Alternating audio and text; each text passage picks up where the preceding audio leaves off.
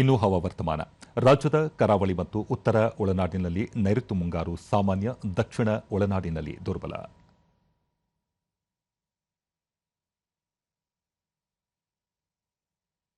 ಕರಾವಳಿಯ ಬಹುತೇಕ ಕಡೆ, ಒಳನಾಡಿನ ಅಲ್ಲಲ್ಲಿ ಮಳೆಯಾಗಿದೆ. ಉತ್ತರ ಕನ್ನಡ ಜಿಲ್ಲೆಯ ಗೇರುಸೊಪ್ಪದಲ್ಲಿ ಅತಿ ಹೆಚ್ಚು 10 ಸೆಂಟಿಮೀಟರ್ ಮಳೆಯಾಗಿದೆ.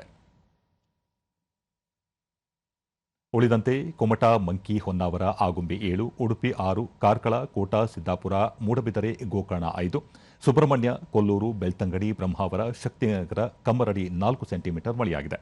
ಮುನ್ಸೂಚನೆಯಂತೆ ರಾಜ್ಯಾದ್ಯಂತ ಮುಂದಿನ 7 ದಿನಗಳ ಕಾಲ ಹಲವು ಪ್ರದೇಶಗಳಲ್ಲಿ ಭಾರೀ ಮಳೆಯಾಗುವ ಸಾಧ್ಯತೆ.